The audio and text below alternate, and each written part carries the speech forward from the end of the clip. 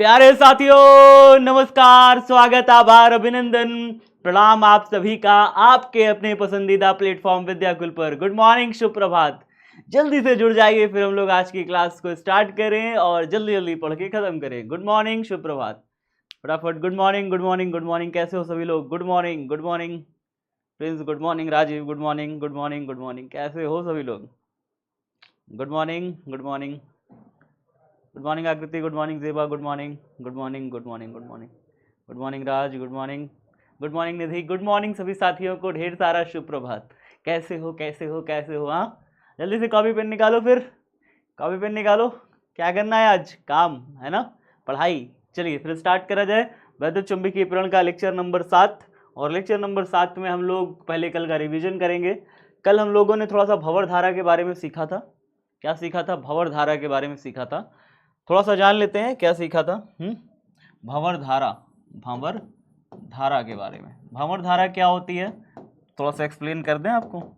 भंवर धारा के बारे में हमने ये सीखा था कि भैया अगर कहीं पर चुंबकीय क्षेत्र है, चुंबकीय क्षेत्र है, इस तरीके से चुंबकीय क्षेत्र है, और चुंबकीय क्षेत्र में कोई एक चालक की प्लेट होती है। कल हम लोगों ने यही पढ़ा था कि चुंबकीय क्षेत्र में जब कोई चालक प्लेट रखी जाती है इस तरीके से, ठीक है, क्या रखी जाती है? चालक प्लेट, चालक प्लेट रखी जाती है। तो हमने अगर चुंबकीय क्षेत्र में चालक प्लेट रख दिया है इस तरीके से, तो हम कहते हैं कि भाई साहब अगर मैं इस चालक प्लेट को क्या करूं, आगे पीछे करूं चुंबकीय क्षेत्र में, अगर मैं इस चालक प्लेट को क्या करूं चुंबकीय क्षेत्र में मूव करूं, यानी आगे पीछे करूं, तो क्या होता है देखते हैं। जब हम इस चालक प्लेट को पहले हम अंदर रखते हैं, अंदर रखेंगे तो देखो कितनी सारी बल रेखाएं इससे होकर गुजर रही हैं, गुजर रही है ना, चालक प्लेट से ज़्यादा बल रेखाएं गुजर रही हैं।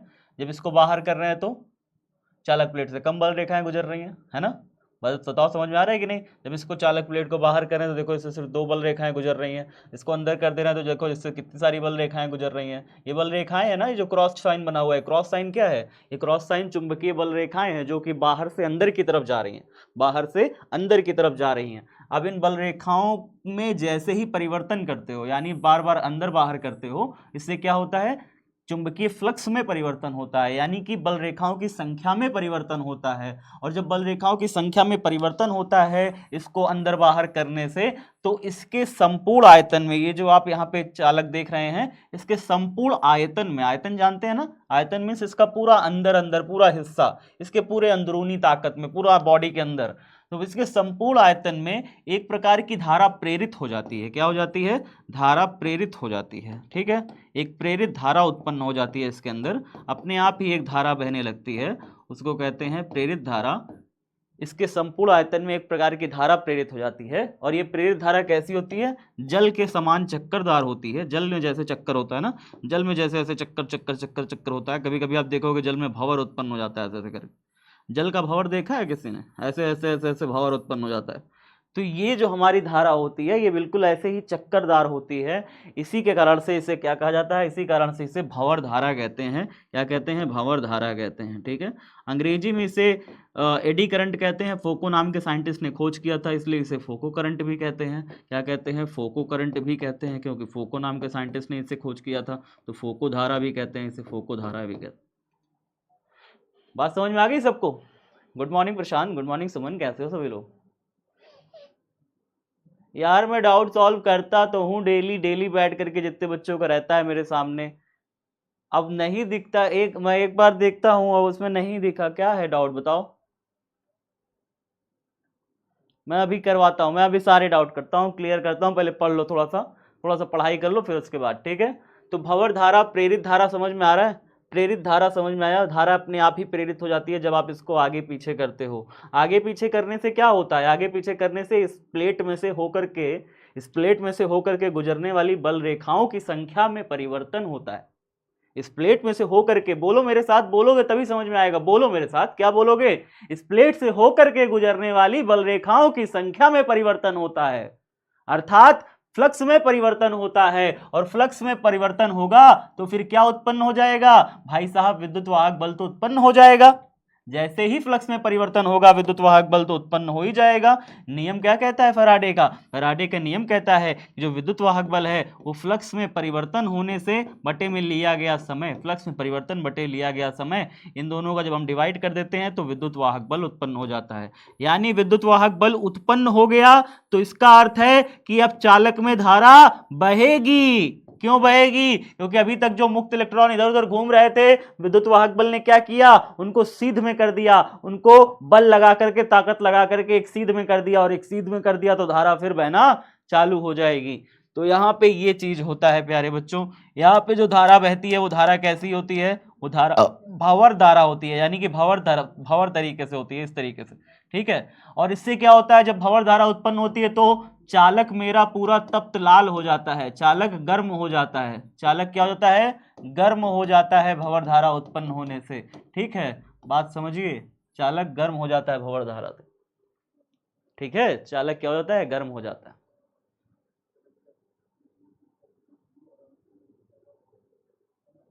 एनिमेशन, एक लड़का चिल्ला रहा है, एक लड़का कह रहा सॉल्व कीजिए। क्या सॉल्व करिए? पता नहीं क्या सॉल्व करिए। पढ़ना नहीं है ना आज की क्लास? बिल्कुल नहीं पढ़ना है। एनिमेशन लाया हुआ हूं, भंवर धारा का एनिमेशन नहीं मिलता है, ठीक है बाबू। भंवर धारा का एनिमेशन मिलता नहीं है, इसलिए एनिमेशन भंवर धारा का नहीं मिल सकता है, बस समझो इसे। भंवर धारा का एनिमेशन कैसे दिखाएंगे? कैसे हम दिखाएंगे कि इसको आगे पीछे करने से गर्म हो गया? गर्मी इसकी कैसे दिखा देंगे जी? हाँ, लाल हो गया गर्म होकर के, इसे कैसे दिखाएंगे? ठीक है, चलिए फिलहाल यहाँ पे देखिए इसके कुछ महत्वपूर्ण अनुप्रयोग जो कि लिखने के लिए परीक्षा में आते हैं। और वो परीक्षा में अनुप्रयोग क्या लिखने के लिए आएंगे? तो पहला जब अनुप्रयोग लिखने के लिए आए, अगर ये 2 नंबर का क्वेश्चन आए तो सिर्फ आप इसकी हेडिंग डालिएगा। हेडिंग क्या डालोगे? रुद्ध दोलन धारा मापी। क्या डालोगे? रुद्ध दोलन धारा मापी, धारा मापी, ठीक है। और इसको अंग्रेजी में कहते हैं dead beat galvanometer, dead beat galvanometer,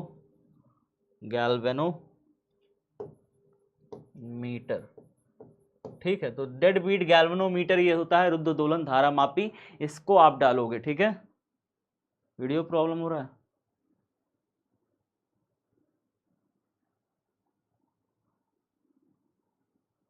video problem तो नहीं है ना? चलिए ठीक ठीक ठीक, चलिए ठीक है। तो अब देखिए यहाँ पे इसके कुछ अनुप्रयोग, महत्वपूर्ण अनुप्रयोग निम्न प्रकार से हैं। और अनुप्रयोग क्या क्या है ये कल मैंने लिखाया था। कल मैंने कहा था ना कि इसे होमवर्क में लिख लेना। कल मैंने कहा था ना इसे होमवर्क में लिख लेना। बताइए सब लोगों ने लिखा कॉपी में कि नहीं लिखा? ये कल वाला ही है, कल वाला ही है। जब मैंने कहा था कि घर में लिख लेना, कल समझा देंगे, तो कल वाला ही है, इसे आज समझा देते हैं, ठीक है। तो कल वाले में हमने क्या पढ़ाया था कि देखिए चल कुंडली धारा मापी मैंने आपको पढ़ाया था। आपको याद है चल कुंडली धारा मापी? पिछले चैप्टर में, चैप्टर नंबर 4 में पढ़ाया था। किस किस साथी को याद है चल कुंडली धारा मापी पढ़ाया गया था? याद है सभी को? चल कुंडली धारा मापी पढ़ाया गया था, सबको बना के डायग्राम पूरा दिखाया था, है ना। तो चल कुंडली धारा मापी की जो कुंडली होती है, आपको याद होगा, वो अल्युमिनियम की हल्की क्रोड पर लिपटी रहती है। अल्युमिनियम का क्रोड रहता है, अल्युमिनियम के क्रोड पर उसकी कुंडली लपटी रहती है। आपको याद है नरम लोहा का क्रोड है, उसके ऊपर अल्युमिनियम का फ्रेम रहता है।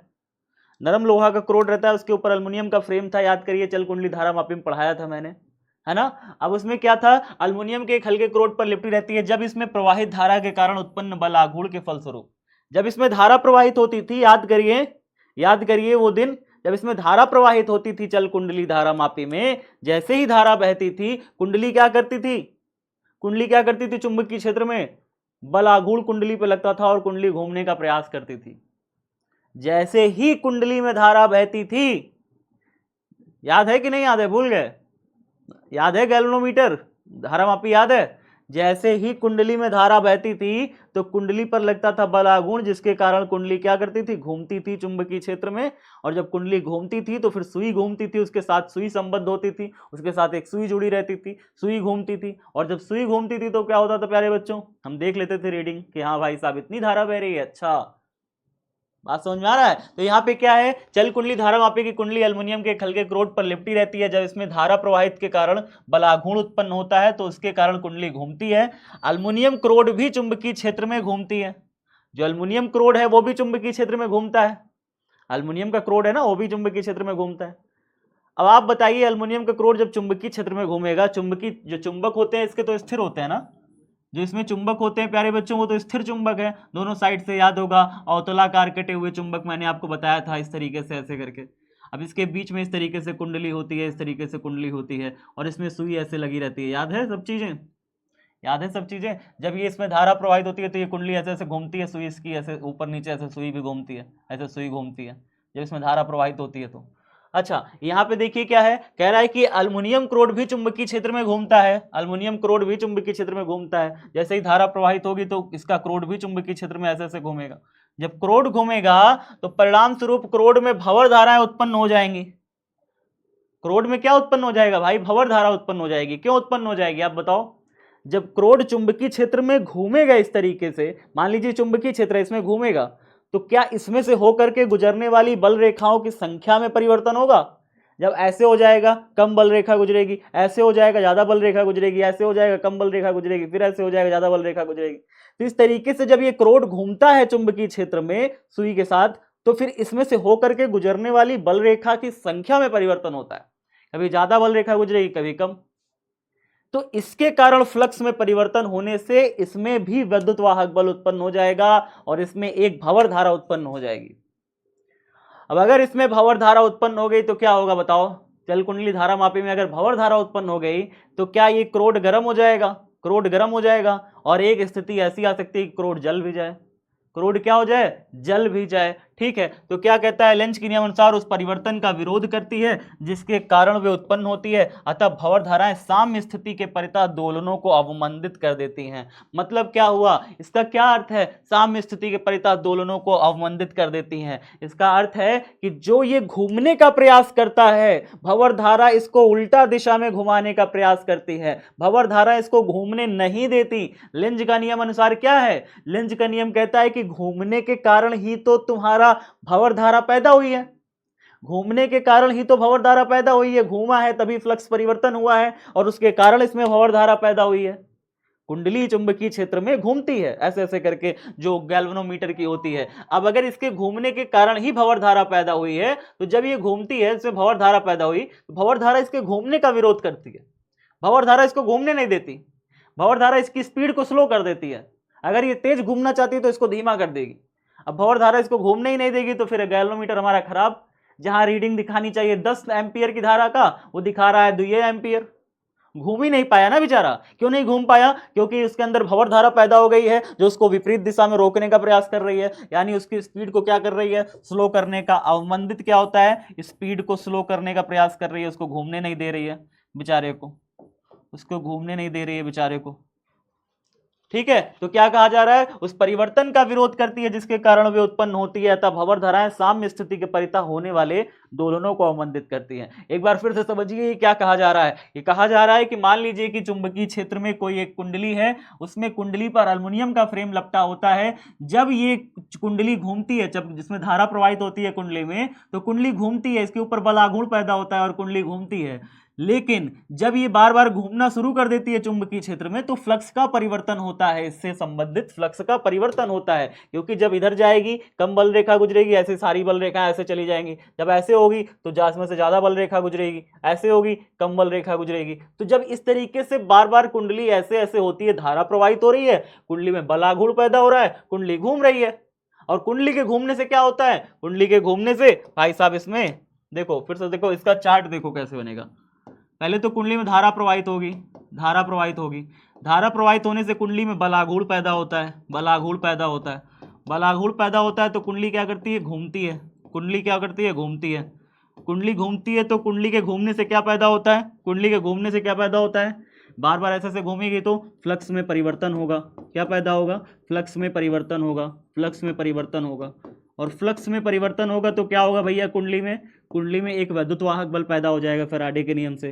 फ्लक्स में परिवर्तन होगा तो कुंडली में क्या पैदा हो जाएगा? विद्युत वाहक बल पैदा हो जाएगा, वाहक बल पैदा हो जाएगा। और ये विद्युत वाहक बल आखिरकार क्या कर देता है? धारा पैदा कर देता है कुंडली के अंदर, भंवर धारा पैदा कर देता है कुंडली के अंदर। और वास्तव में ये भंवर धारा फिर क्या करती है? घूमने का ही विरोध करती है। भंवर धारा पैदा जिससे हुई है, घूमने की वजह से हुई है भंवर धारा, और घूमने का ही विरोध करती है। मतलब इसको घूमने ही नहीं देती। ये इधर जानना चाहती है, कहती है इधर इधर इधर इधर, कहाँ इधर? उधर जाना चाहती है, कहती है इधर इधर इधर, उल्टा दिशा में घुमाने का प्रयास करती है। मतलब अगर कुंडली इस दिशा में है तो इसको इस दिशा में जाना चाह रही है, तो इसको इस दिशा में ढकेलने का प्रयास करेगी भंवर धारा इसको उल्टी दिशा में, ठीक है। और इस वजह से कुंडली आखिरकार क्या हो जाती है, गैल्वेनोमीटर की कॉइल क्या होती है, जल जाती है।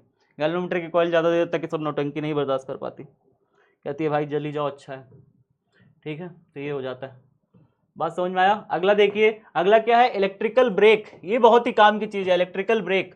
आपको पता है साइकिल वाइकिल में जो ब्रेक होती है वो किस काम में होती है। मान लीजिए साइकिल की पहिया है, साइकिल की पहिया का भी आपने ब्रेक देखा होगा किस तरीके से होता है। आप साइकिल की पहिया का कभी ब्रेक देखना वो किस तरीके से होता है। इधर ऐसे रबड़ होती है, रबड़ से ऐसे दबाते हैं इसे, और इधर से एक रबड़ होती है, रबड़ से इसे दबाते हैं। तो साइकिल की जो रिम होती है, साइकिल की जो रिम होती है उसको ना ये रबड़ से ऐसे दबाते हैं, तब जाकर के साइकिल रुकती है। दोनों साइड से दबाते हैं, तो यहाँ पे घर्षण द्वारा यहाँ पे ब्रेक लगता है। जो साइकिल वगैरह में ब्रेक लगता है ना वो घर्षण द्वारा लगता है, घर्षण द्वारा। आप ब्रेक मारते हो, हैंडल से ब्रेक मारते हो, तो साइकिल की पहिया की जो रबड़ है ना वो ऐसे साइकिल को दोनों साइड से ऐसे दबा देती है, तो घर्षण पैदा होता है जिसके कारण से वो रुकती है। घर्षण क्या है, एक प्रकार का विरोधी बल है, जो ज्यादा पैदा हो जाता है तो साइकिल रुक जाती है। देखो बाबू, दो तरीके के बच्चे होते हैं, मैं सीधी बात बोल रहा हूँ। दो तरीके के, एक पढ़ने वाले बच्चे हैं जो सिर्फ पढ़ाई में मन लगाते हैं, एक कमेंट बॉक्स में बकैती कर रहे होते हैं। तो बकैती कर रहे हो तो करते रहो भाई, मुझे पढ़ाने आया हूँ, मैं पढ़ा के पढ़ाऊंगा पहले, ठीक है, बाद में बातें करेंगे। बातें करने में फिर क्लास का टाइम चला जाएगा, फिर कहोगे सर 8-9 बज गया, छोड़िए क्लास। इस तरीके की नौटंकी रोज रोज मुझे बर्दाश्त नहीं होती, ठीक है। तो पहले पढ़ लो, फिर इसके बाद जो भी बातें होंगी फिर बाद में बात करेंगे। मैं डाउट सेक्शन खोल के देखता हूँ, उसमें सब लिखे रहते हैं कि ऐसा वैसा, सब अच्छा अच्छा लिखे रहते हो। डाउट सेक्शन में डाउट हुआ क्या नहीं डालते जी, क्लास के बीच में डाउट पूछते रहते हो, ई वो फला ढिमका। डाउट सेक्शन खोल के देखता हूँ, डाउट सेक्शन में डाउट ही नहीं रहता। मैं 4 बजे शाम में डाउट सेक्शन खोलता हूँ, और 4 बजे तक अगर मुझे डाउट नहीं मिलता तो फिर मैं घर चला जाऊंगा सीधा। तो 4 बजे तक मैं डाउट सेक्शन खोल के सारे डाउट देख लूंगा, सारे डाउट का रिप्लाई भी मिल जाएगा, लेकिन 4 बजे के बाद फिर सीधा घर। तो आपके पास 4 बजे तक का टाइम रहता है ना, सुबह की क्लास में क्लास देखो, 4 बजे तक अपना जो भी करना है डाउट आउट कर दो, फुर्सत हो, ठीक है। तो 4 बजे तक जितने भी आप डाउट करोगे, सारे डाउट को आपको रिप्लाई मिल जाएगा गारंटी के साथ। और क्लास में मत ये सब डाउट पूछा करो, क्लास में डाउट पूछोगे क्लास डिस्टर्ब हो जाएगी, ठीक है। जो भी डाउट हो आप डाउट सेक्शन में पूछिए, बिल्कुल रिप्लाई करेंगे, ठीक है। क्या सॉल्व कीजिए, क्या चल रहा है, प्रॉब्लम सॉल्व कीजिए, कौन सी प्रॉब्लम सॉल्व करें, पता नहीं किसको क्या प्रॉब्लम है। वाईटी का पीडीएफ, वाईटी का पीडीएफ हमें मिल जाएगा, मैंने दिया शायद, सेव तो किया था कल, देखते हैं, दिया है शायद, मैं दे देता हूँ वाईटी का पीडीएफ, परेशान हो, ठीक है, वो मिल जाएगा, अभी मैं भेज देता हूँ। तो ये समझ में आया घर्षण द्वारा कैसे, पहले जो साइकिल होती थी उसमें घर्षण द्वारा जो है साइकिल में ब्रेक लगता था। जब हम ब्रेक मारते थे तो दोनों पहिया, दोनों ऐसे जो रबड़ होते थे दोनों साइड से ऐसे साइकिल को दबा लेते थे, जिससे क्या होता था, फिर ब्रेक लगता था, ठीक है। अच्छा, अब देखिए क्या होता है, आजकल की जो पहिया होती है, आजकल की जो ट्रेन और होती है ना, देखिए उसमें पहिया देखिए कैसे होती है। देखिए सारे बच्चे पहिया देखिए कैसे है, ये पहिया है, ये आप देख रहे हैं पहिया, ये पहिया है, ट्रेन की पहिया मान लीजिए, किसी की चीज की पहिया मान लीजिए, पहिया है। अब पहिया के ऊपर और नीचे देखिए क्या लगा हुआ है, ऊपर नीचे नहीं, अगर पहिया सीधी होगी, पहिया अगर इस तरीके से हो तो फिर इधर और इधर लगेगा, इधर और इधर, इस साइड और इस साइड, ठीक है। इधर तरफ लग गए हैं नॉर्थ पोल और साउथ पोल। वास्तव में ये नरम लोहा है, वास्तव में ये क्या है, नरम लोहा, ये चुंबक नहीं है। नॉर्थ पोल और साउथ पोल जो बना है ये नरम लोहा होते हैं। जैसे ही इसमें विद्युत धारा प्रवाहित की जाती है ना नरम लोहे में, जैसे ही इसमें विद्युत धारा प्रवाहित करी जाती है इस नरम लोहे में, नरम लोहा मेरा तुरंत ही चुंबक की तरह व्यवहार करने लगता है। कैसे व्यवहार करने लगेगा नरम लोहा, चुंबक की तरीका व्यवहार करने लगेगा। ये बन जाएगा नॉर्थ पोल, ये बन जाएगा साउथ पोल। यहां से निकलने लगेगी बल रेखाएं, ऐसे खर खर खर खर खर खर खर खर खर खर खर खर, खूब सारी बल रेखाएं निकलने लगेंगी। और इसके बीच में जब पहिया घूमने का प्रयास करेगा, पहिया घूमने का जब इसके बिचवा में प्रयास करता है तो फिर क्या होगा बताओ, जब बार बार घूमने का प्रयास करेगा तो फ्लक्स में परिवर्तन नहीं होगा, बताओ आप, फ्लक्स में परिवर्तन होगा ना। पहिया घूमने का इसके बीच में प्रयास करेगा तो चुंबकीय बल रेखाएं काटेगा, बार बार चुंबकीय बल रेखाएं काटेगा। तो अगर इस दोनों चुंबकों के बीच में पहिया घूमेगा तो चुंबकीय बल रेखाएं बार बार काटेगा, फ्लक्स में परिवर्तन होगा। फ्लक्स में परिवर्तन होगा तो पहिया में क्या पैदा हो जाएगा, एक विद्युत वाहक बल पैदा हो जाएगा, और फिर उसके कारण पहिया में भंवर धारा पैदा होगी, भंवर धारा पैदा होगी। भंवर धारा की वजह से पहिया अगर इस दिशा में घूमना चाहता है तो भंवर धारा क्या करती है उसको, भंवर धारा उसको क्या करती है, उल्टी दिशा में घुमाने का प्रयास करती है। तो भंवर धारा उसको क्या करेगी, उल्टी दिशा में घुमाने का प्रयास करेगी, यानी गाड़ी आखिरकार क्या हो जाएगी, रुक जाएगी। रुक जाएगी कि नहीं? अगर आप इस दिशा में घूमे जा रहे हो और उल्टी दिशा में कोई तुम्हारे ऊपर बल लगा दे तो तुम्हारी अंततः स्पीड रुक जाती है कि नहीं रुक जाती? बताओ बताओ, रुक जाएगी ना। तो वही यहां पे देखिए, पहिया इस दिशा में ऐसे ऐसे घूमना चाह रही है, जैसे ही इस पर दोनों चुंबक दोनों साइड जो है मैग्नेट लग गए तो यहाँ पे भंवर धारा पैदा हो जाती है और भंवर धारा इसको उल्टा दिशा में घुमाने का कोशिश करती है और अंततः क्या हो जाती है, गाड़ी रुक जाती है, पहिया रुक जाती है। ठीक है, फिर से समझिए, फिर से समझिए, बातचीत करने वाले बच्चों के लिए फिर से है भाई, देखो ध्यान से समझो। देखो क्या है कि मान लीजिए एक पहिया है, ठीक है, अब इसको मुझे रोकना है, मुझे गाड़ी को रोकना है। मैं क्या करूंगा, दोनों साइड ना इसके नरम लोहे लगे रहते हैं, नरम लोहे। अब नरम लोहे की खासियत ये होती है कि अगर इसके अंदर धारा प्रवाहित कर दोगे तो ये चुंबक की तरह व्यवहार करने लगेगा। तो यहाँ पे यही होता है, जैसे इसके अंदर धारा प्रवाहित करते हैं ना तो ये नॉर्थ पोल बन जाएगा, ये साउथ पोल बन जाएगा, और यहाँ पे क्या होने लगेगा, नॉर्थ पोल से बल रेखाएं निकलने लगेगी साउथ पोल में। और इसके बीच में जो पहिया है, जब ये घूमती रहती है, घूमती रहती है एक डायरेक्शन में, मान लीजिए ऐसे ऐसे घूमे जा रही है, तो फिर जैसे ही धारा प्रवाहित होती है तो यहाँ पे चुंबकीय क्षेत्र बन जाता है।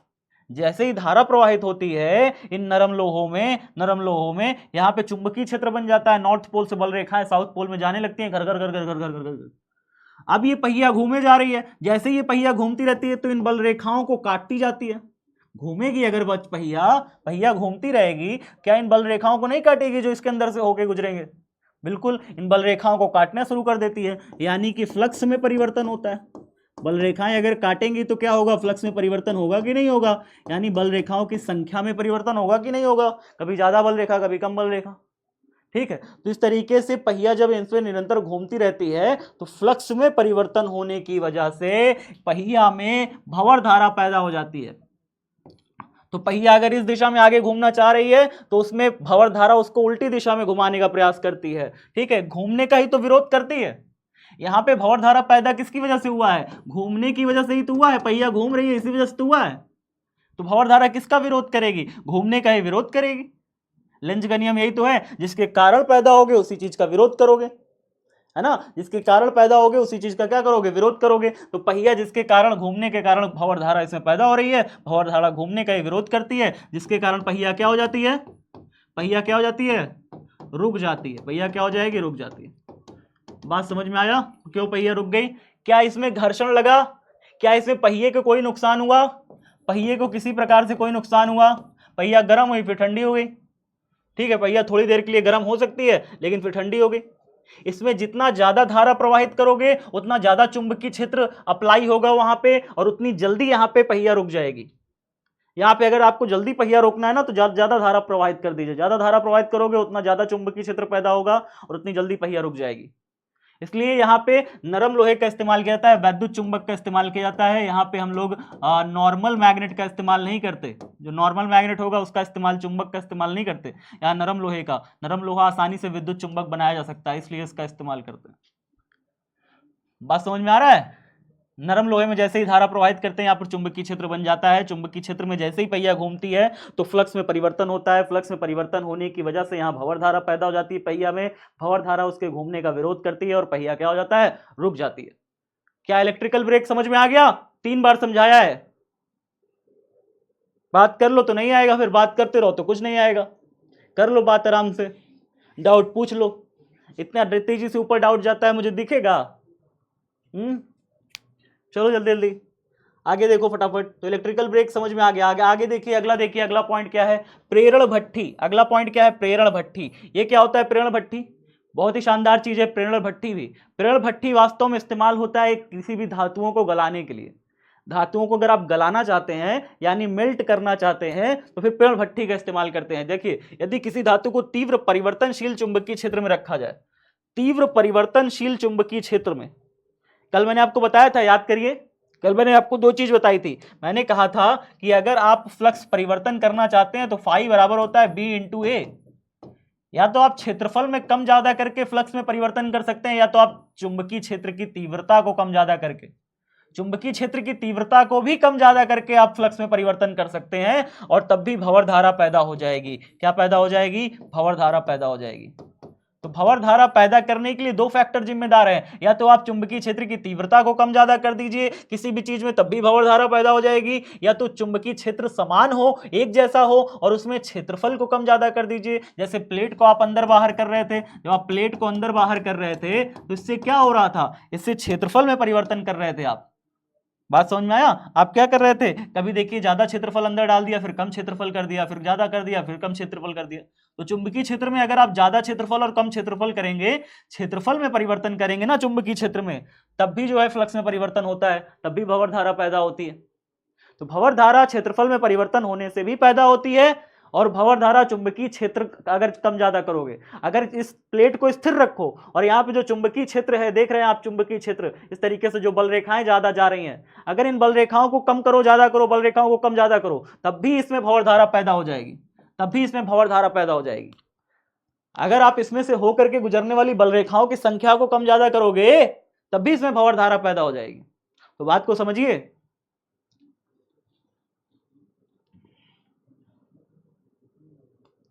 क्या है यार, बातचीत क्यों कर रहे हो? कल ये लिखने के लिए दिए थे, लिखे भी नहीं हो और बातचीत कर रहे हो।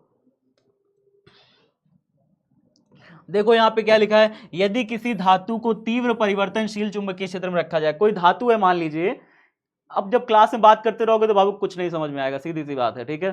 तो इसका कोई दूसरा उपाय नहीं है, बात करते रहो, मजा आता रहता है, हमको भी तुमको भी आएगा मजा, दोनों लोग मजा लेंगे, पढ़ाई लिखाई गए तेल लेने। यदि किसी धातु को तीव्र परिवर्तनशील चुंबकीय क्षेत्र में रखा जाए तो उसमें प्रबल भंवर धारा उत्पन्न हो जाती है, प्रबल भंवर धारा उत्पन्न हो जाएगी। अगर आप उसे परिवर्तनशील चुंबकीय क्षेत्र में रख दोगे किसी धातु को, तो उसमें क्या उत्पन्न हो जाएगा, उसमें फ्लक्स परिवर्तन होगा। चुंबकीय क्षेत्र में उत्पन्न रख दोगे, ऐसी मतलब कोई धातु है, उसे ऐसे चुंबकीय क्षेत्र में रख दिया जहां पे बहुत परिवर्तनशील चुंबकीय क्षेत्र है। परिवर्तनशील चुंबकीय क्षेत्र मतलब जानते हैं, चुंबकीय क्षेत्र बदल रहा है, चुंबकीय क्षेत्र बदल रहा है, कभी कम कभी ज्यादा, कभी कम कभी ज्यादा। तो धातु में क्या पैदा हो जाएगा, धातु में विद्युत वाहक बल परिवर्तित हो पैदा हो जाएगा, और वो प्रेरित विद्युत वाहक बल धातु में एक भंवर धारा पैदा कर देगा। तो क्या कहा जा रहा है, तो उसमें प्रबल धाराएं उत्पन्न हो जाती हैं, जिससे इतनी अधिक ऊष्मा उत्पन्न होती है कि धातु पिघल जाती है। यही प्रेरण भट्ठी का सिद्धांत है।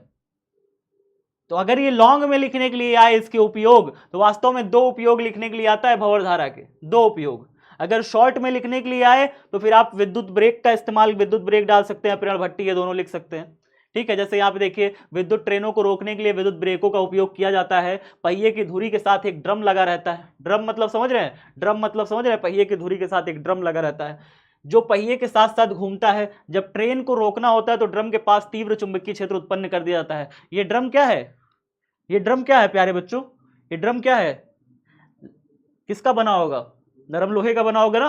ये ड्रम किसका बना होगा, नरम लोहे का बना होगा। जैसे ही हम इसमें धारा प्रवाहित करते हैं तो इसमें चुंबकीय क्षेत्र पैदा कर दिया जाता है, ठीक है। जब मुझे पहिए को रोकना है, जब पहिए के साथ साथ घूमता है ये ड्रम, ठीक है, जब ट्रेन को रोकना होता है तो ड्रम के पास तीव्र चुंबकीय क्षेत्र उत्पन्न कर दिया जाता है। कैसे उत्पन्न करोगे तीव्र चुंबकीय क्षेत्र, आप इसमें धारा प्रवाहित कर दोगे, जैसे ही ड्रम में धारा प्रवाहित करोगे ड्रम में चुंबकीय क्षेत्र पैदा हो जाएगा, ड्रम में तीव्र चुंबकीय क्षेत्र पैदा हो जाएगा, और जिससे ड्रम में तीव्र भंवर धाराएं उत्पन्न हो जाती हैं जो ड्रम के साथ साथ पहिए को भी रोक देती है। क्योंकि रुकेगा ना, जैसे ही उसमें भंवर धारा पैदा हुई है तो पहिया इसमें रुक जाएगी, पहिया में भंवर धारा पैदा हुई और पहिया क्या हो जाएगी, आखिरकार चुंबकीय क्षेत्र में रुक जाएगी। हो गई बात। विद्याकुल ऐप को लॉग आउट करके लॉग इन कर रहे हो, क्यों कर रहे हो बार बार लॉग इन लॉग आउट, पढ़ लो, क्लास चल रही है, बाद में कर लेना लॉग आउट लॉग इन, ठीक है। पीडीएफ सबका डाउनलोड नहीं हो रहा है क्या, पीडीएफ डाउनलोड नहीं हो रहा है क्या?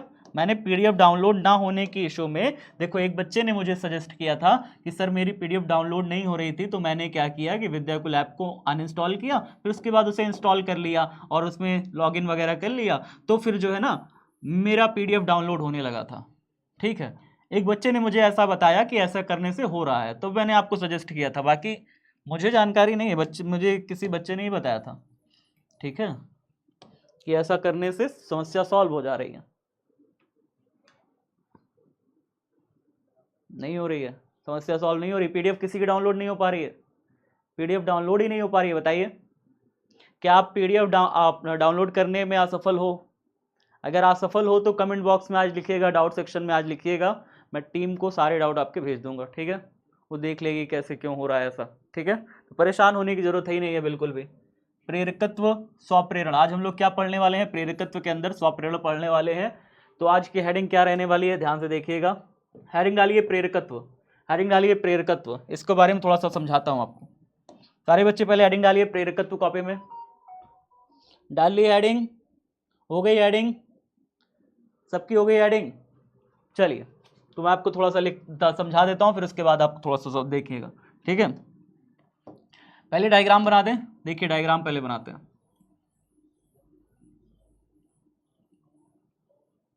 ठीक है। यहाँ पे एक, ये क्या है बताइए? ये हमने क्या घुमाया? ये तार ही है, घुमा दिया नॉर्मल कॉपर वायर, तांबे का तार है ये, ठीक है। अब इसको घुमा करके देखिए इसको किससे किससे जोड़ा है हमने, बस ये देखिए किससे किससे इसको हमने जोड़ा है, बस इसको ध्यान से देखिए। यहाँ पे हमने एक बैटरी लगाई, क्या लगाई? एक बैटरी लगाई। बैटरी लगाने के बाद यहाँ पे हमने एक रियोस्टेट लगाया। क्या लगाया? रियोस्टेट। रियोस्टेट जानते हो क्या होता है? मैं भी बताता हूँ रियोस्टेट क्या होता है, परेशान नहीं हो। तो यहाँ पे देखिए एक रियोस्टेट लगाया, और फिर यहाँ पे आगे मैंने एक कुंजी लगाई। क्या लगाई? कुंजी लगाई, इस तरीके से देखिए। तो ये कुंजी हो गई हमारी, एक के हो गया, और ये रियोस्टेट हो गया हमारा। क्या हो गया? रियोस्टेट। तो ये रियोस्टेट है, आर एच लिखते हैं इसे शॉर्ट फॉर्म में। और ये हमारी है battery, plus terminal minus terminal. इतना चीज़ समझ में आया क्या मैंने क्या क्या किया है? अब आपको मैं दिखाता हूँ रियोस्टेट आखिरकार क्या होता है। रियोस्टेट जानना है क्या होता है? देखिए रियोस्टेट इस तरीके की युक्ति होती है, इस तरीके की। देखिए ये है रियोस्टेट, मैं लेकर के भी आया हूँ आपके लिए। ये है रियोस्टेट। इसमें देखिए दो सिरे होते हैं। एक यहाँ पे देखिए, एक आपको नट दिख रहा होगा, नट दिख रहा है सबको? यहाँ पे एक नट दिख रहा है, ठीक है। इस नट पे तार टाइट कर देते हैं। एक इधर एक नट होता है, इस नट पे तार टाइट कर देते हैं। जब भी हमें सर्किट में लगाना होता है, रियोस्टेट को किसी परिपथ में लगाना होता है, तो मैं दोनों नट को तार में टाइट कर देता हूँ। इससे क्या होता है, हिंदी में ना रियोस्टेट को क्या कहते हैं? रियोस्टेट जो होता है इसको रियोस्टेट कहते हैं, ठीक है। इसकी अंग्रेजी का नाम लिखा हुआ है RHEOSTAT, रियोस्टेट। अब रियोस्टेट को हिंदी में कहते हैं धारा नियंत्रक। क्या कहते हैं? धारा नियंत्रक। इसका हिंदी नाम से आपको मतलब समझ में आ रहा होगा, इसका काम क्या होता है। हिंदी नाम से इसका काम समझ में आ रहा है? धारा नियंत्रक। नियंत्रक मतलब क्या होता है? नियंत्रण करने वाला, धारा को परिपथ में नियंत्रण करने वाला। मतलब मैं इससे चाहूं अगर तो परिपथ की धारा को कम या ज्यादा कर सकता हूं। अगर मैं इसको सर्किट में लगा देता हूं तो सर्किट में धारा के मान को मैं कम या ज्यादा बड़े आराम से कर सकता हूं। कैसे करूंगा? देखो इसको ऐसे सरका करके, इसको ऐसे अगर सरकाया, देखो ऐसे सरकाया, ऐसे देखो ऐसे सरकाया, तो धारा के मान को हम क्या कर सकते हैं? सर्किट में कम या ज्यादा कर सकते हैं। अगर मैंने इसको इस एंड पर लगा दिया तो धारा का मान सबसे ज्यादा बहेगा, और धीरे धीरे जैसे ही इस एंड पे करेंगे धारा का मान कम होता चला जाएगा। तो सर्किट में अगर आप धारा के मान को कम या ज्यादा करना चाहते हैं तो आपको किसका इस्तेमाल करना होगा? इस फंक्शन, इस चीज का इस्तेमाल करना होगा, जिसका नाम है रियोस्टेट, ठीक है। और इंग्लिश में इसे हिंदी में क्या कहते हैं? धारा नियंत्रक कहते हैं। चिन्ह देखिए इसका कैसे होता है। चिन्ह इसका इस तरीके से होता है, इस तरीके से ऐसे बनाइएगा, ऊपर से और नीचे से ऐसे एरो दिखा करके ऐसे करके, ये है इसका चिन्ह है।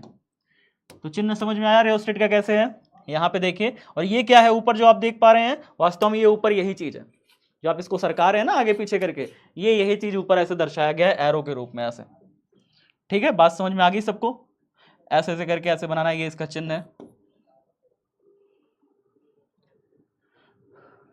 ट्रेन के दरवाजे के पास बैठा, क्या हो गया? कितनी बात करते हो, कितनी बात करते हो यार तुम लोग। चलो आगे देखो, आगे देखो, ध्यान से देखो, बस ध्यान से देखो। तो यहाँ पे फंक्शन समझ में आया मैंने क्या क्या लगाया है? एक बैटरी लगाई है, एक रियोस्टेट लगाया और एक कुंजी लगा दी। कुंजी जानते हैं? कुंजी मतलब की होता है, ठीक है। एक की लगा दी, की मतलब ऑन ऑफ करने के लिए एक की लगा दी है, बस वहां पे। अच्छा अब ठीक है सर, अब रियोस्टेट इतना तो लगा दिया, धारा के मान को हम यहाँ पे कम ज्यादा कर सकते हैं। अगर मैं रियोस्टेट को यहाँ पे पीछे सरका के बनाऊंगा ना, धारा का मान कम होगा। अभी मैं यहाँ पे धारा के मान को बढ़ा रहा हूँ, अभी मैं यहाँ क्या कर रहा हूँ? धारा के मान को बढ़ा रहा हूँ, ठीक है। तो धारा के मान को बढ़ा रहा हूँ तो मैंने रियोस्टेट को आगे रखा है। और अगर मैं इसी डायग्राम को ऐसे बनाऊंगा, इसी डायग्राम को अगर मैं ऐसे बनाऊं, देखो ऐसे, इसी डायग्राम को अगर मैं ऐसे बनाऊं, ठीक है, अगर इसी डायग्राम को मैं इस प्रकार से बनाऊं और यहाँ पे मैं बैटरी का कनेक्शन जोड़ दूं ऐसे करके, और यहाँ पे मैं रियोस्टेट जोड़ दूं, रियोस्टेट जोड़ दूं, ठीक है। और यहाँ पे रियोस्टेट को मैं पीछे रखूँ ऐसे करके, पीछे रखूँ, और फिर यहाँ पे मैं कुंजी जोड़ दूँ इस प्रकार से, ठीक है, इस तरीके से। देखिए चीजों को समझिए, ठीक है। तो रियोस्टेट का आगे या पीछे समझ में आया कैसे मैंने किया है। यहाँ पे देखिए रियोस्टेट को मैंने काफी आगे रखा है, इसका मतलब मैं धारा के मान को यहाँ पे बढ़ा रहा हूं। और अगर मैं रियोस्टेट को देखो काफी पीछे रख रहा हूं, इसका मतलब मैं धारा के मान को क्या कर रहा हूं, सर्किट में कम कर रहा हूं। दो डायग्राम है, दोनों बनाने हैं सबको, दो डायग्राम दोनों बनाने हैं। अब ध्यान से सुनिएगा मेरी बातों को। जब किसी परिपथ में आप धारा के मान को कम या ज्यादा करते हो, ध्यान से सुनो मैंने क्या कहा, जब किसी परिपथ में धारा के मान को कम या ज्यादा करते हैं तो वहां पे परिपथ से बद्ध चुंबकीय फ्लक्स में परिवर्तन होता है। मतलब सर नहीं समझ में आया। मतलब ये है कि मान लीजिए ये कुंडली है, अब इसमें अगर आप धारा के मान को ज्यादा करोगे ना तो इसमें ऐसे बल रेखाएं निकलेंगी, ऐसे ऐसे ज्यादा बहुत ज्यादा बल रेखा निकलेगी, ऐसे ऐसे भयंकर बल रेखा निकलेगी। क्या आप देख पाए, अगर कोई कुंडली है उसमें ज्यादा धारा प्रवाहित करते हो तो ज्यादा बल रेखाएं निकलती हैं, बहुत ज्यादा बल रेखाएं निकलने लगती हैं। और अगर कुंडली में धीमे किया जाए, धारा कम प्रवाहित करी जाए तो बल रेखा ऐसे निकलेगी, ऐसे निकलेगी, बस ऐसे निकलेगी, ऐसे निकलेगी।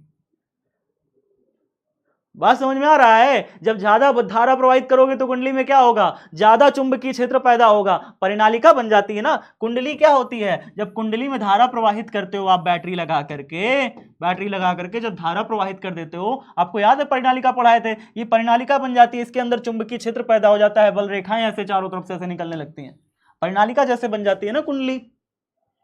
याद करो, जब कुंडली में हम धारा प्रवाहित करते हैं तो परिनालिका बन जाती है, चुंबकीय क्षेत्र इसमें पैदा होता है, इसके बीच में चुंबकीय क्षेत्र पैदा होता है, बीच में क्या होता है, चुंबकीय क्षेत्र पैदा हो जाता है जैसे ही हम इसमें धारा प्रवाहित कर देते हैं। तो याद आया कि नहीं याद आया, बताओ जल्दी से, याद आया। जब भी हम किसी कुंडली में धारा प्रवाहित कर देते हैं बैटरी लगा करके तो कुंडली में क्या उत्पन्न हो जाता है, कुंडली से कभी ज्यादा बल रेखा गुजरेगी कभी कम। अगर यहाँ पे धारा के मान को आप कम ज्यादा करो तो, ऐसे नहीं, धारा के मान को अगर कम ज्यादा करो तो, अगर धारा के मान को ज्यादा करोगे तो यहाँ पर जो चुंबकीय क्षेत्र की तीव्रता है ना अंदर, याद है कि नहीं याद है, नहीं याद है, कोई दिक्कत नहीं, अगर याद नहीं है तो भी कोई दिक्कत नहीं है, ध्यान से सुनो समझ में आ जाएगा, ध्यान से सुनो समझ में आ जाएगा।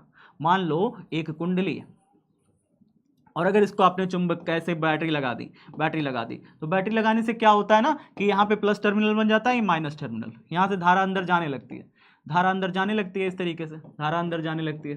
जब धारा अंदर जाने लगती है तो यहाँ वाला पोल जो होता है क्या बन जाता है, साउथ पोल। ये कैसा बन जाएगा, देखिए ऐसा बन जाता है इस तरीके से, ठीक है, इस तरीके से ये बन जाएगा साउथ पोल और ये बन जाएगा नॉर्थ पोल। यहाँ पे कुंडली कैसी हो जाती है, यहाँ पे साउथ पोल बना लेगी, यहाँ पे नॉर्थ पोल बना लेगी, और नॉर्थ पोल बन जाता है तो यहाँ से बल रेखाएं ऐसे करके निकलने लगती हैं, ऐसे बल रेखाएं यहाँ से निकलने लगती हैं, ऐसे करके इस सिरे से बल रेखाएं ऐसे निकलने लगती हैं।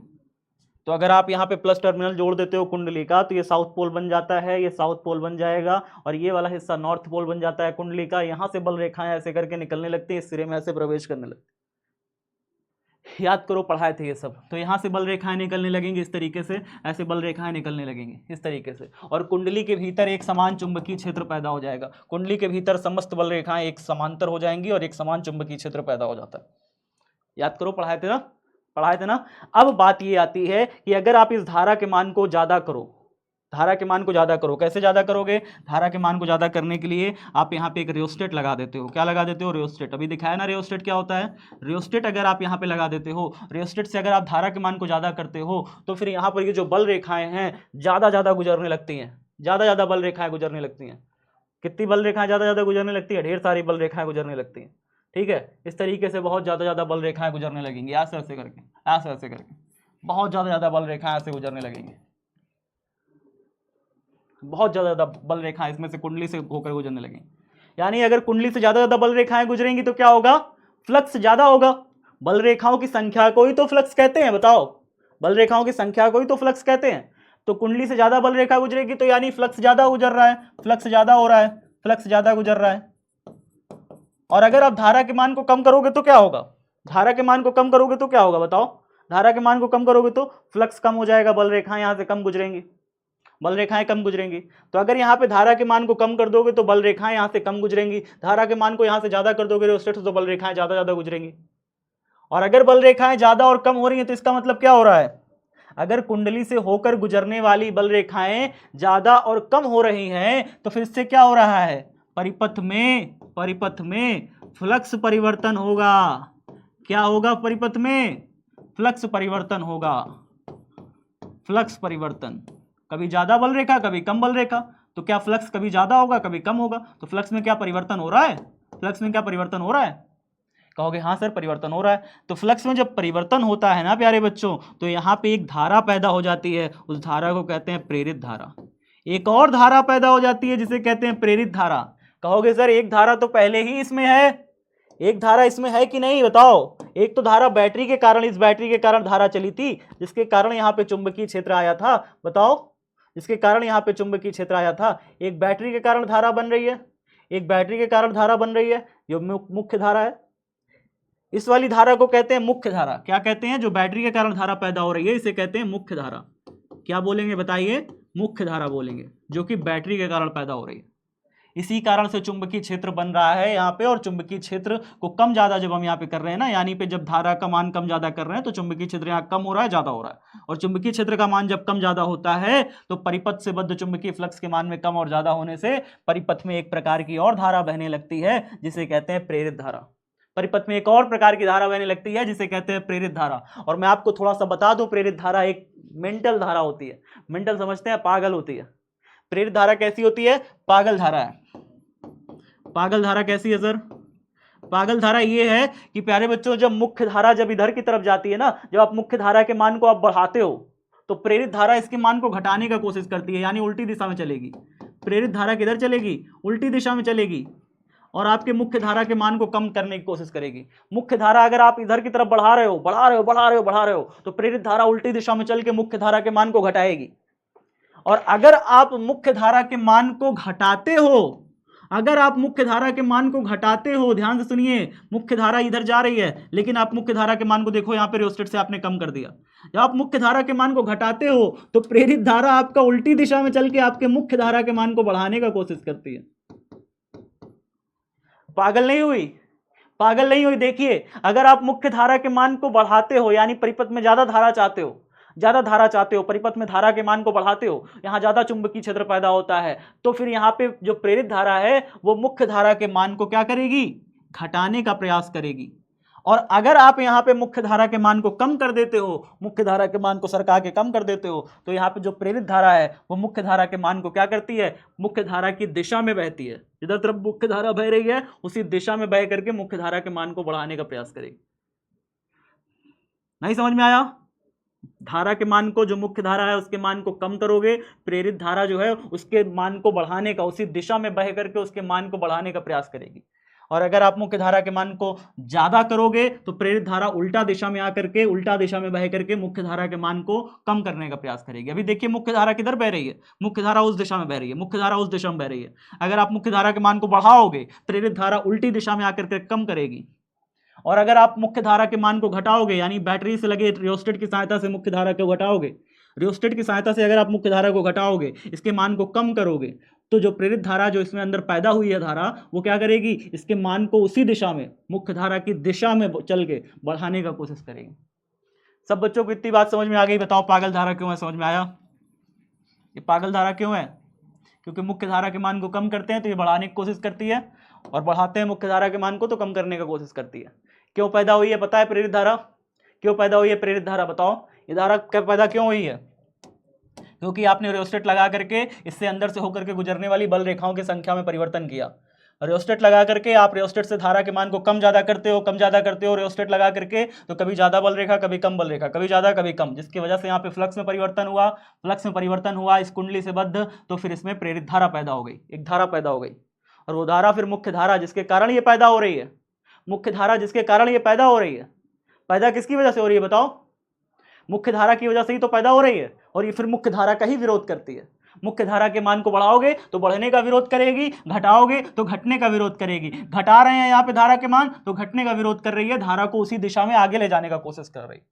और बढ़ा रहे हैं धारा के मान को तो इसको घटाने की कोशिश कर रही है। यहाँ पे मैं नीचे लिख लीजिएगा, धारा बढ़ाते समय मुख्य धारा, यहाँ पे लिख लीजिएगा मुख्य धारा बढ़ाते समय, मुख्य धारा बढ़ाते समय ये हो रहा है, और मुख्य धारा को घटाते समय ये होगा, मुख्य धारा को घटाते समय ये होगा। मुख्य धारा को घटाओगे तो ये मुख्य धारा की दिशा में बहेगी प्रेरित धारा, और इसके मान को, मुख्य धारा के मान को बढ़ाने का कोशिश करेगी। ठीक है, मुख्य धारा को घटाते समय।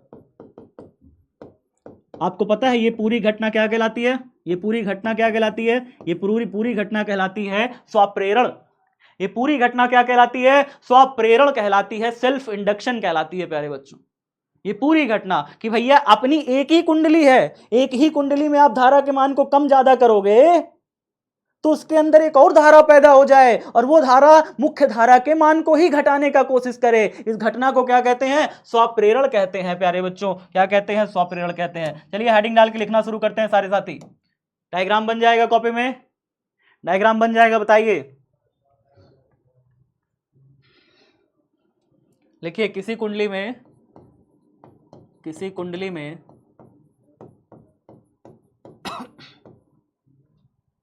प्रवाहित धारा के मान में परिवर्तन के कारण, किसी कुंडली में प्रवाहित धारा के मान में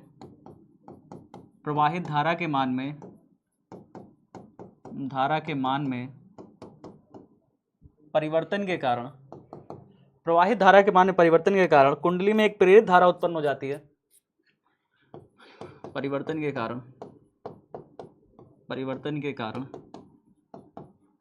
कुंडली में एक प्रेरित धारा उत्पन्न हो जाती है।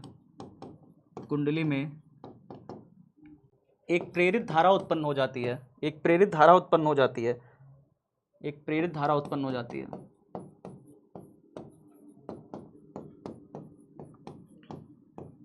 उत्पन्न हो जाती है, कॉमा, वैद्युत चुंबकीय प्रेरण की इस घटना को, वैद्युत चुंबकीय प्रेरण की इस घटना को, वैद्युत चुंबकीय प्रेरण की इस घटना को, प्रेरण की इस घटना को, इस घटना को क्या कहते हैं? घटना को स्वप्रेरण कहते हैं। स्वप्रेरण, स्वप्रेरण ब्रैकेट में लिखिए सेल्फ इंडक्शन कहते हैं। सेल्फ इंडक्शन कहते हैं। सेल्फ इंडक्शन कहते हैं।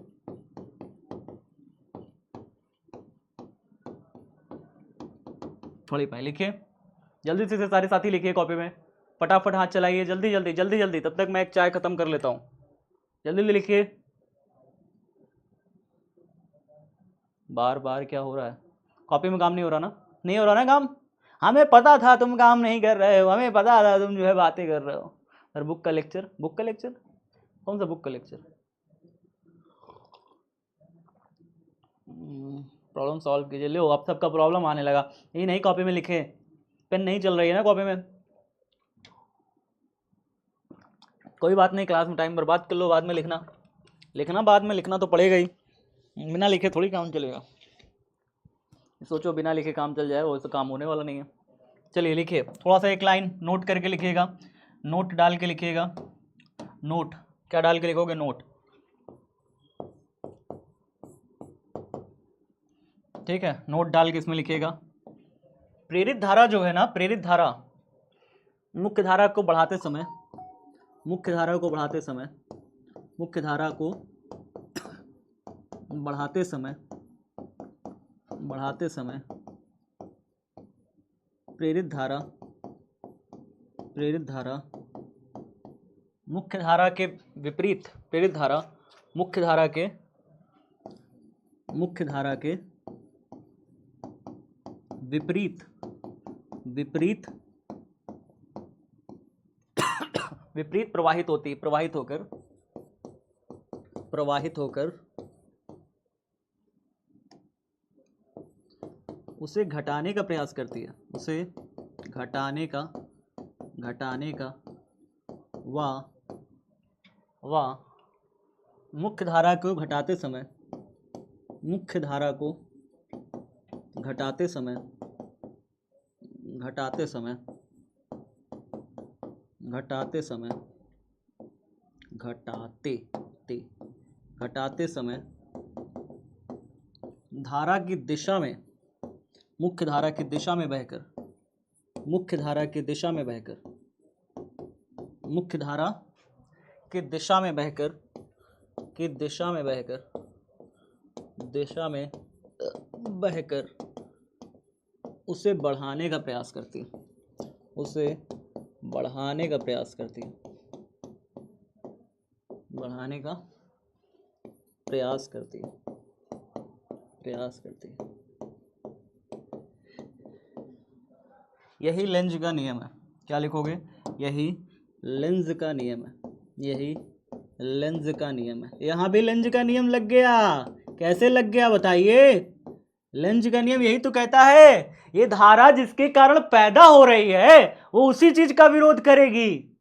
बढ़ाने और घटाने से पैदा हो रही है और बढ़ाने और घटाने का विरोध करती है। ये धारा किसके कारण से पैदा हो रही है? प्रेरित धारा। बताइए, ये बढ़ाने और घटाने के से ही तो पैदा हो रही है और वो उसी बढ़ाने और घटाने का क्या करती है? फिर विरोध करती है। बात को समझिए, बढ़ाने का भी विरोध करेगी और घटाने का भी विरोध करेगी। ये बात को समझिए बस आप। इसको ऐसे लिख लीजिएगा डिब्बे के अंदर, क्योंकि ये डायग्राम का पार्ट है। ठीक है, ये डायग्राम का पार्ट है तो इसे डिब्बे में रख लीजिएगा। ठीक है, तो बात को समझ में आ रहा है क्या क्या हो रहा है? मैटर क्या हो रहा है? समझ में आया? कलर दिख नहीं रहा है क्या? कोई कलर दिख नहीं रहा है इसमें? कोई ऐसा है जो कलर दिख नहीं रहा? मैं कलर नहीं इस्तेमाल करूंगा, वो वाला पिंक वाला नहीं दिख रहा। कोशिश थोड़ा बहुत कर लो। अभी मैं लिख गया है, मिटा के लिखेंगे तो है नहीं, मिटा के लिखने में टाइम जाएगा, है ना? तो कोशिश करो, मैं पढ़ देता हूँ। देखो मैं पढ़ देता हूँ, आप लिख लो। मुख्य धारा को बढ़ाते समय प्रेरित धारा मुख्य धारा के विपरीत प्रवाहित होकर उसे घटाने का, व मुख्य धारा को घटाते समय मुख्य धारा की दिशा में बहकर उसे बढ़ाने का प्रयास करती है। यही लेंज का नियम है। ठीक है, यही लेंज का क्या है? नियम है। ठीक है, लेंज का नियम है। लेंज का नियम क्या कहता है बताइए? लेंज का नियम यही तो कहता है ना, लेंज का नियम यही तो कहता है कि जिसके कारण ये प्रेरित धारा पैदा होगी उसी चीज का विरोध करेगी। और ये प्रेरित धारा किसके कारण पैदा हो रही है? धारा मुख्य धारा के बढ़ाने और घटाने से पैदा हो रही है। तो मुख्य धारा के बढ़ाते समय उसका विरोध करेगी, घटाते समय उसका विरोध करेगी। घटाओगे तो घटाने नहीं देगी, बढ़ा देगी, और बढ़ाओगे तो बढ़ाने नहीं देगी, घटा देगी। बात को समझ में आ रहा है? बात समझ में आ रहा है कि नहीं आ रहा? मुख्य धारा को बढ़ाते समय प्रेरित धारा मुख्य धारा के विपरीत प्रवाहित होकर उसे घटाने, और मुख्य धारा को घटाते समय मुख्य धारा की दिशा में बहकर उसे बढ़ाने का प्रयास करती है। यही लेंज का नियम है। चलिए, इतना हो गया सबका? कमेंट बॉक्स बताइए, इतना हो गया सबका? नहीं हुआ तो स्क्रीनशॉट लीजिए फटाफट, जल्दी जल्दी जल्दी जल्दी लीजिए, जल्दी जल्दी लीजिए, जल्दी जल्दी जल्दी जल्दी, फटाफट फटाफट हाथ चलाइए, जल्दी जल्दी। चलिए, हो गया हो गया हो गया हो गया हो गया हो गया हो गया हो गया, सबका हो गया ना? चलिए नेक्स्ट देखते हैं, नेक्स्ट देखते हैं, नेक्स्ट देखते हैं। तो नेक्स्ट है हमारा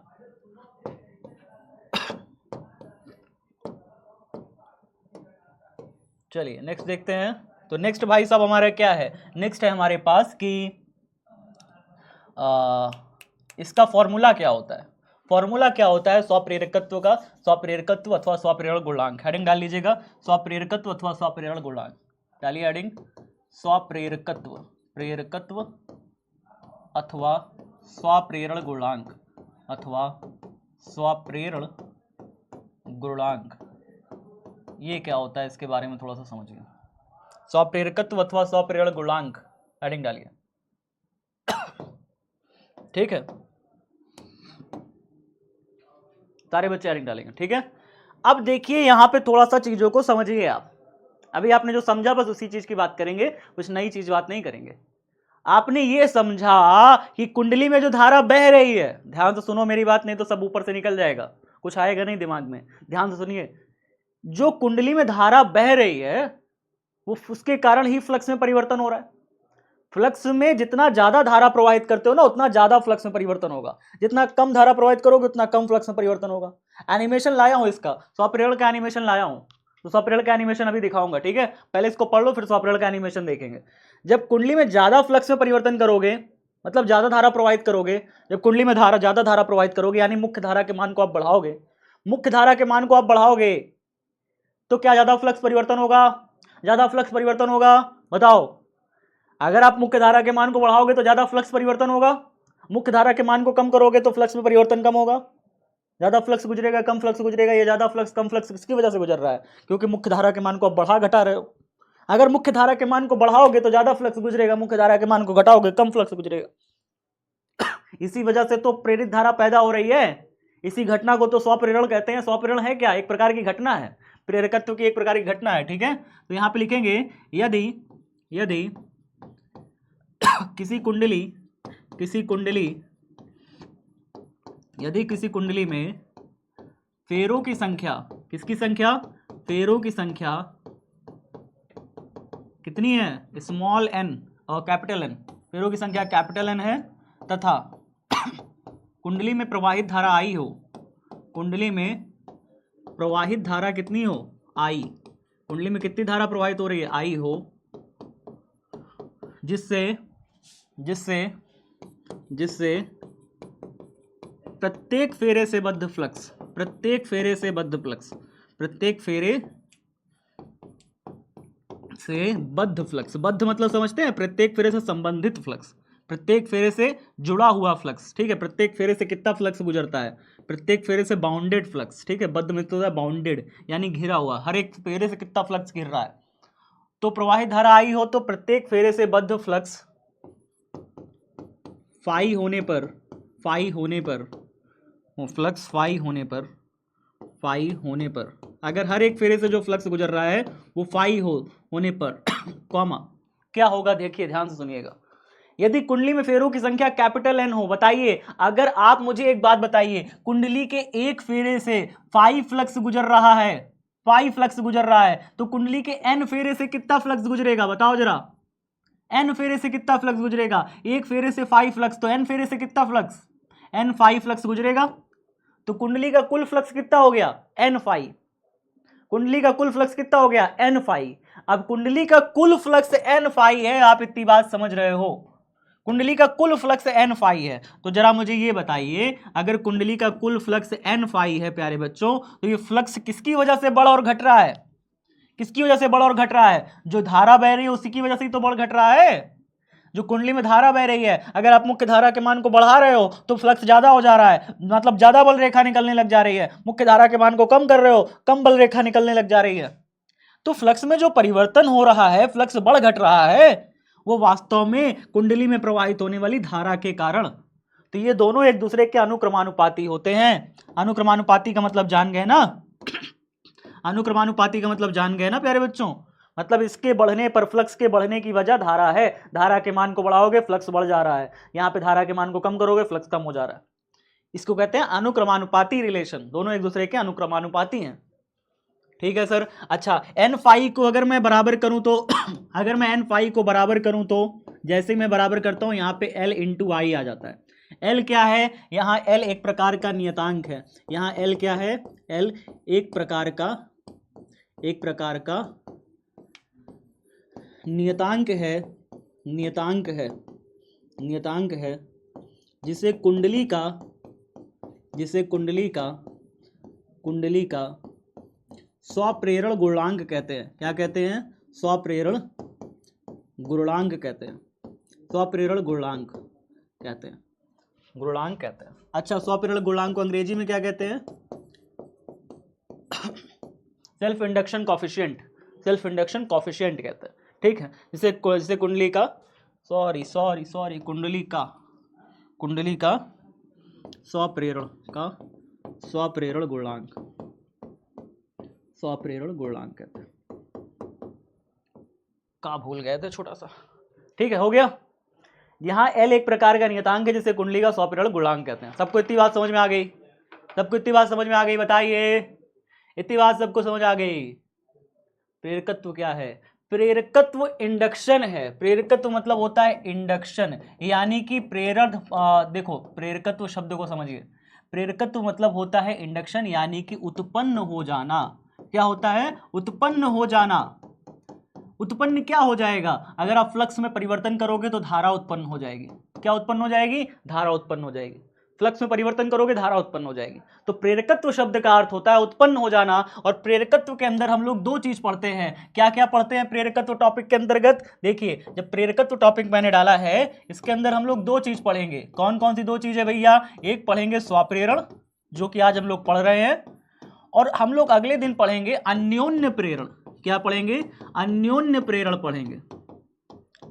तो स्वप्रेरण एक घटना होती है जिसे आज हमने पढ़ा, जिसमें हमने जाना कि अगर कोई एक कुंडली होती है, इसमें हम लोग धारा के मान को कम ज्यादा करते हैं रियोस्टेट लगा करके, तो क्या होता है, इस कुंडली में ही एक प्रेरित धारा पैदा हो जाती है और वो प्रेरित धारा मुख्य धारा के मान को बढ़ाते समय बढ़ाने का विरोध करती है, मुख्य धारा को घटाते समय घटाने का विरोध करती है। इस घटना को हम क्या कहते हैं, स्वप्रेरण कहते हैं। तो प्रेरकत्व जो टॉपिक है, मतलब पैदा होना, धारा पैदा होना, इसके अंदर हम दो टॉपिक पढ़ेंगे, स्वप्रेरण, अन्योन्य प्रेरण। स्वप्रेरण आज हम लोग पढ़ रहे हैं। सबको कोई कंफ्यूजन अब यहां तक कोई कंफ्यूजन है बताओ, यहां तक कोई कंफ्यूजन है बताओ।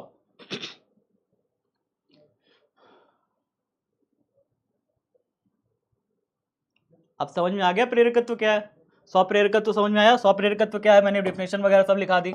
स्वप्रेरकत्व, इस घटना को स्वप्रेरण कहते हैं, इसे ही स्वप्रेरकत्व कहते हैं। स्वप्रेरकत्व स्वप्रेरण एक ही चीज है, स्वप्रेरकत्व स्वप्रेरण एक ही चीज है, ठीक है, दोनों एक ही नाम है। बात समझ में आया, ये कंफ्यूज मत होना। स्वप्रेरकत्व और स्वप्रेरण गुणांक क्या होता है, स्वप्रेरकत्व और स्वप्रेरण गुणांक, अथवा लगा है ना, अथवा मतलब चाहे ये बोलो चाहे ये बोलो, चाहे स्वप्रेरकत्व बोलो कुंडली का, चाहे स्वप्रेरण गुणांक बोलो, एक ही चीज है, ठीक है। चलिए, इतनी बात सबको समझ में आ गई, यहाँ तक सबको समझ में आ गया ना। अब चलिए इसका मात्रक वगैरह लिख लेते हैं, फिर उसके बाद छुट्टी करेंगे। मात्रक वगैरह लिख लेंगे फिर छुट्टी, मात्रक वगैरह जान लो फिर छुट्टी, ठीक है। यहाँ पे जानो स्वप्रेरकत्व के मात्रक, स्वप्रेरकत्व, स्वप्रेरकत्व के मात्रक, ठीक है। वह विमा, विमा भी डाल लीजिए, चलिए विमा भी डाल लेंगे, ठीक है। हेडिंग डालिए स्वप्रेरकत्व के मात्रक और विमा, जल्दी जल्दी डालिए सभी बच्चे। इतना करने के बाद, इतना कर लो, फिर उसके बाद जल्दी से डालो स्वप्रेरकत्व का मात्रक और विमा, जल्दी से।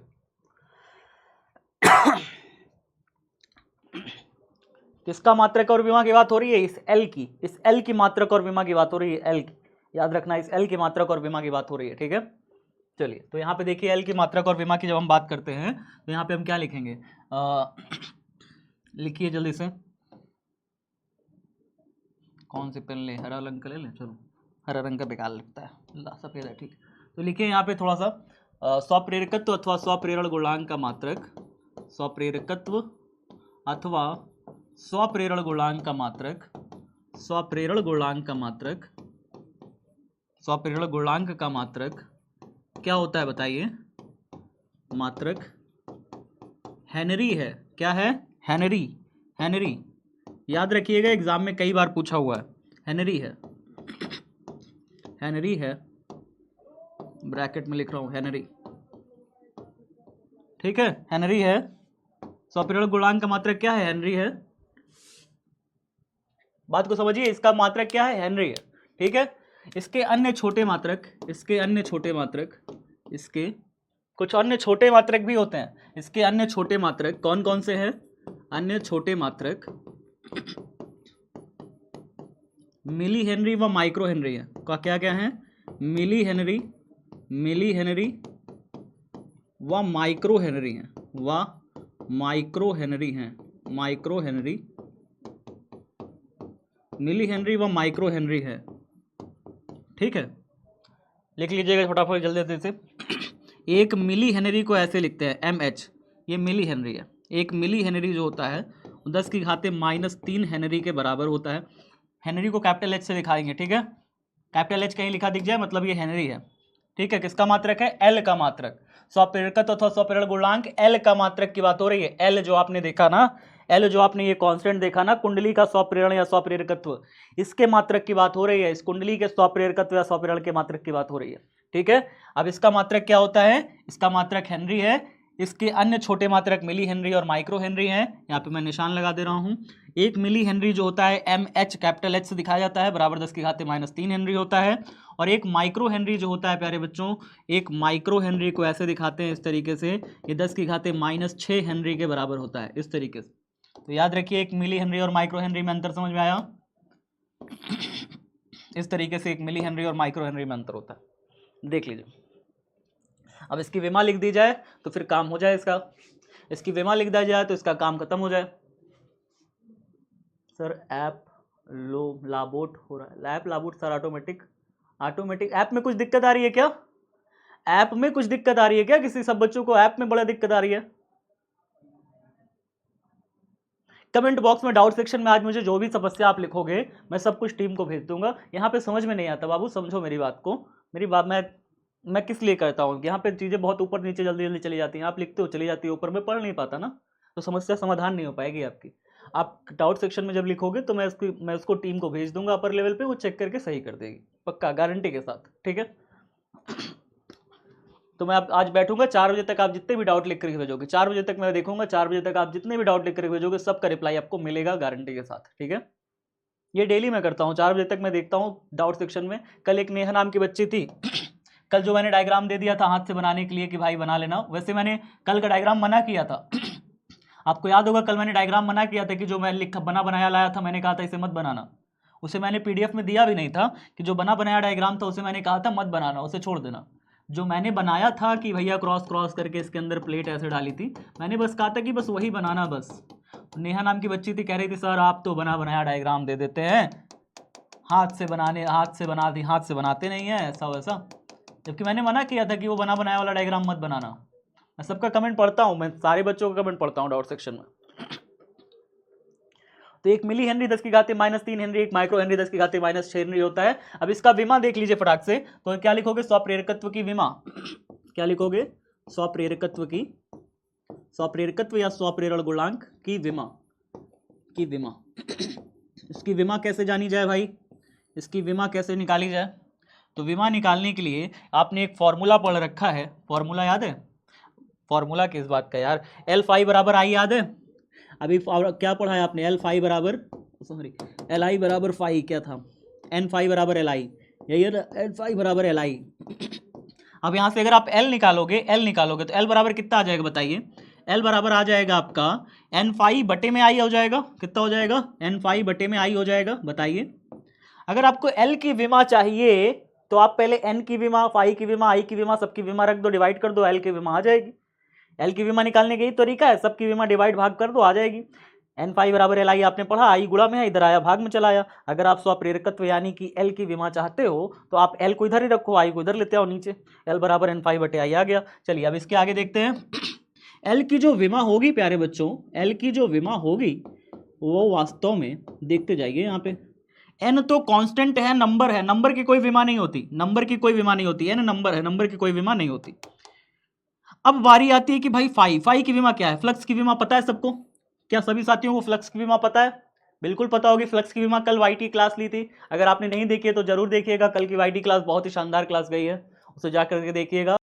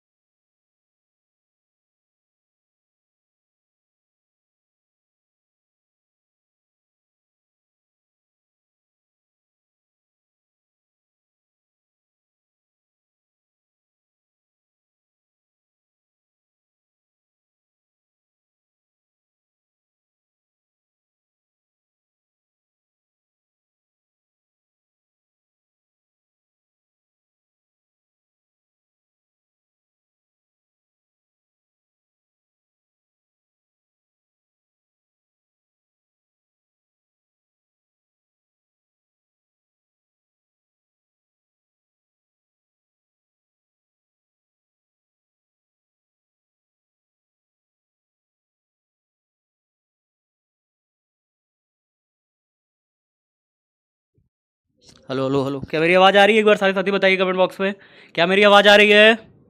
क्या मेरी आवाज़ आ रही है? एक बार बताइए। Hello hello hello hello hello hello hello hello. एक चेक करिए दादा, उसमें देखिए, ओबीएस में देखिए, ओबीएस में। हेलो हेलो हेलो, आवाज़ तो आ रही है, एक बार रिफ्रेश कर दीजिए।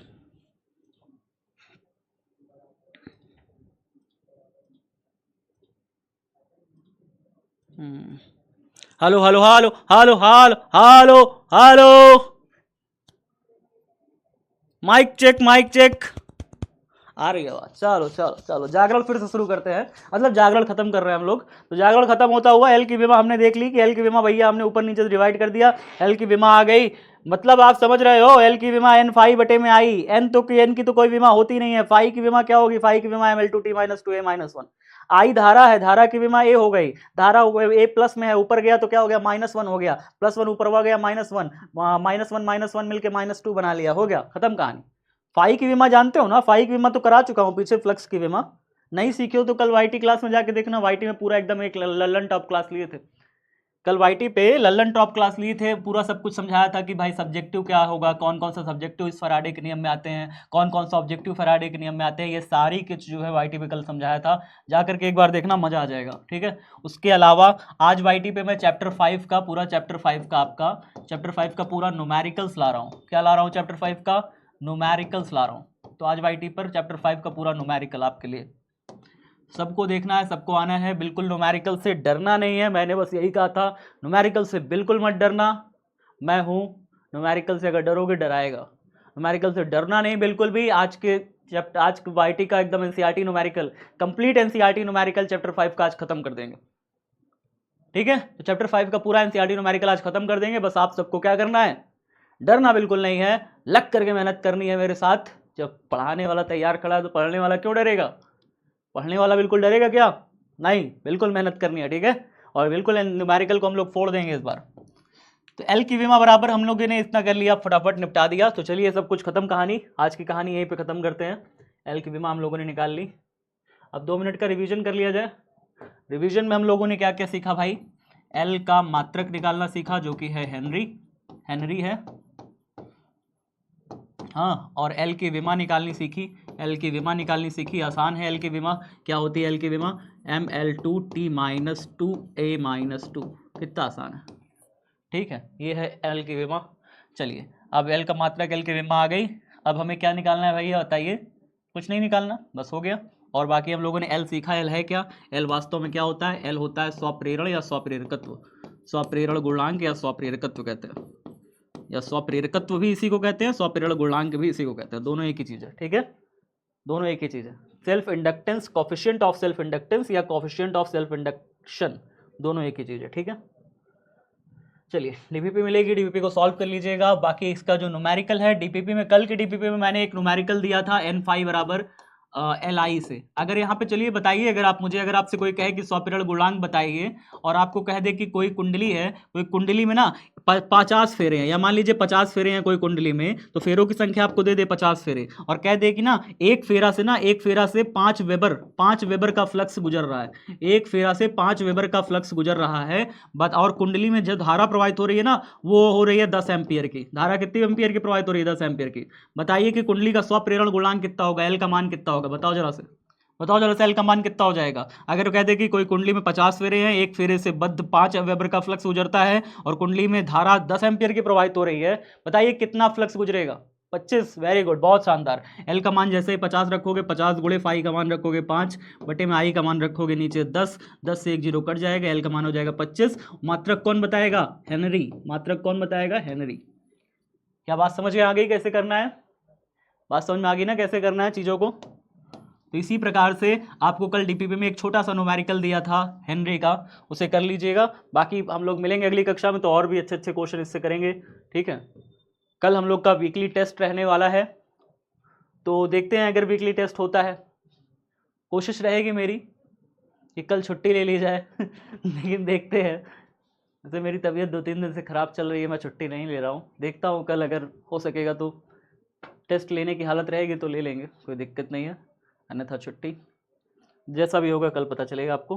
मिलते हैं आप सभी से अगली कक्षा में, तब तक सब साथी अपना ख्याल रखिएगा। और अच्छा एनिमेशन दिखाना था, एनिमेशन यार देखो लाया था मैं भूल गया। देखो इस तरीके से, इसको थोड़ा सा बढ़ा देता हूँ कि जल्दी हो जाए। देखिए इस तरीके से कोई बल्ब जुड़ा हुआ है यहाँ पे, फैराडे लॉ और लेंज के लॉ पे बेस्ड होता है हमारा सेल्फ इंडक्शन होता है सॉफ्टवेयर, ठीक है देख लीजिए। कुछ इस प्रकार से देखिए यहाँ पे स्विच लगी हुई है, स्विच से आप धारा के मान को कम या ज़्यादा कर सकते हो। यहाँ पे स्विच लगाया है इन्होंने, स्विच को आप कम बंद करोगे ऑन करोगे, बंद करोगे ऑन करोगे, तो यहाँ पे धारा के मान कम ज़्यादा होगा, ठीक है। कुंडली से बद्ध अगर धारा के मान में कम ज़्यादा होगा तो फिर क्या होगा, बल्ब आपका जो यहाँ पे लगा है ना, देखिए आप धारा के मान को कम ज़्यादा करोगे तो बल्ब आपका क्या करेगा, इस तरीके से देखिए बल्ब देखिए बुझ गया, ठीक है, बल्ब बंद हो गया, देखिए इस तरीके से। यहाँ पर कुंडली लगी है, कुंडली से होकर के यहाँ पर करंट आ रहा है, बल्ब हमारा जल रहा है, बल्ब जल रहा है। अभी देखिए जब आप धारा का मुख्य धारा का मान इधर की तरफ है तो इंड्यूस्ड करंट यानी प्रेरित धारा इधर है। मुख्य धारा देखिए जब इधर की तरफ है तो प्रेरित धारा किधर है, प्रेरित धारा देखो किधर है, प्रेरित धारा उधर की तरफ है, मुख्य धारा का मान इधर है, प्रेरित धारा उधर है। देखिए बल्ब क्या है, धीमे जल रहा है, बल्ब धीमे जल रहा है, बल्ब अभी देखिए धीमे जल रहा है। मुख्य धारा के मान को आप बढ़ा रहे हो, लेकिन प्रेरित धारा जो पैदा हो रही है वो आपके मुख्य धारा के मान को कम करके बल्ब को धीमा कर रही है। अगर आप मुख्य धारा के मान को कम कर देते हो, मुख्य धारा के मान को अगर आप कम कर देते हो तो प्रेरित धारा उसी दिशा में चल करके बल्ब को क्या कर देती है, बल्ब को तेज कर देती है, बल्ब को यहां पे क्या कर देती है, तेज कर देती है, ठीक है। इस तरीके से होता है। Self inductance is the property of the current carrying coil that resist और opposes the charge of current flowing through it, जो रेजिस्ट करती है या अपोज करती है, रेजिस्ट मतलब होता है विरोध करती है। The change of current flowing through it मतलब करंट में होने वाले बदलाव का ये क्या करती है, विरोध करती है, ठीक है। सेल्फ इंडक्टेंस वो प्रॉपर्टी होती है। चलिए फिर एक छोटा सा पोल करा दीजिए और मिलते हैं फिर आप सबसे अगली कक्षा में। इसको फिर अगली कक्षा में और अच्छे से डीप में समझाया जाएगा, ठीक है।